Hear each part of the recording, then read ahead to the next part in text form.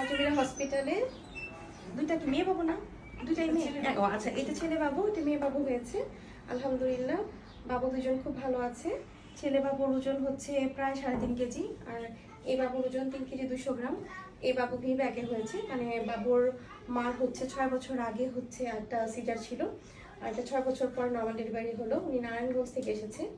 আল্লাহ রহমতে ওনার স্কার থিকনেস ছিল 3.2, বেশ ভালো ছিল স্কার থিকনেস। তারপরে অনেক কষ্ট হয়েছে আসলে, আমরা খুব আতঙ্কে কেটেছে কালকে রাতটা।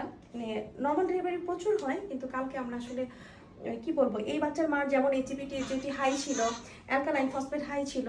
তারপর আমরা জানতাম ব্লিডিং হতে পারে ওনার পিরিয়ডের।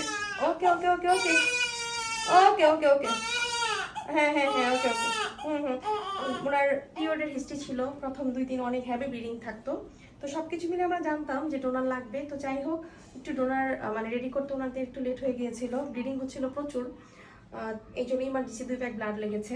যেভাবেই হোক আলহামদুলিল্লাহ সব কিছু ম্যানেজ করা পসিবল হয়েছে।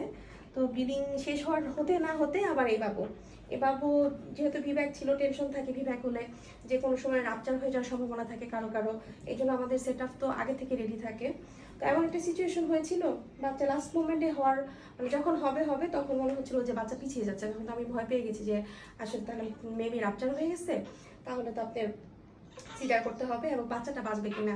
তখন মাথায় একটাই ছিল যে বাচ্চাটাকে বাঁচাতে হবে।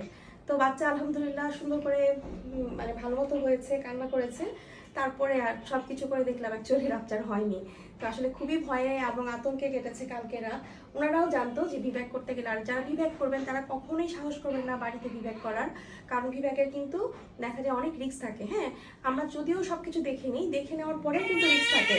এমনও হয় যে বেবি হওয়ার পরেও কিন্তু ওপেন করতে হতে পারে। এটা আমি সবাইকে বলে নিই, ভিব্যাকে মানে 100% সাকসেসফুল হবে এটা কখনোই বলা যাবে না। এখানে দেখা যায় যে 50-50, কারো হয় কারো হয় না। আবার যাদের হয় তাদের ক্ষেত্রে কিন্তু হঠাৎ 100টার মধ্যে একটা রাপচার হতে পারে। যদি হয় তাহলে কিন্তু বাবু হওয়ার পরেও ওপেন হতে পারে, ওপেন করতে হতে পারে। আমরা পরে আলট্রা করে চেক করে দেখলাম যে না, কোনো রাপচার হয়নি আল্লাহর মতে। তো যাই হোক, এত দূর থেকে আসছিল, নারায়ণগঞ্জ থেকে আসা ওনার সার্থক। আর এই বাবুর বাসা টাঙ্গাইলেই, আমাদের টাঙ্গাইলে আদালত পাড়াতে। তো যাই হোক, এটা আমাদের স্থানীয় বাবু। ওর মাও অনেক, ওর মার অনেক ধৈর্য, অনেক অনেক অনেক ধৈর্য, সত্যি কথা। আর ধৈর্য না থাকলে কখনোই নর্মাল ডেলিভারি সম্ভব না। আমি সবসময় বলি আপনারা যদি ধৈর্য ধরেন তাহলে অবশ্যই নর্মাল ডেলিভারি হবে। আপনারা যদি ডক্টরদেরকে হেল্প করেন দেখবেন ডক্টররাও হেল্প করবে। তো সর্বশেষে এক কথাই বলবো, যে যেখানে আছেন সেখান থেকেই নর্মাল ডেলিভারির চেষ্টা করবেন এবং ধৈর্য ধরবেন এবং আল্লাহর উপরে বিশ্বাস রাখবেন, তাহলে ইনশাল্লাহ হয়ে যাবে। তো ভালো থাকবেন, সুস্থ থাকবেন। আল্লাহ হাফেজ, আসসালামু আলাইকুম।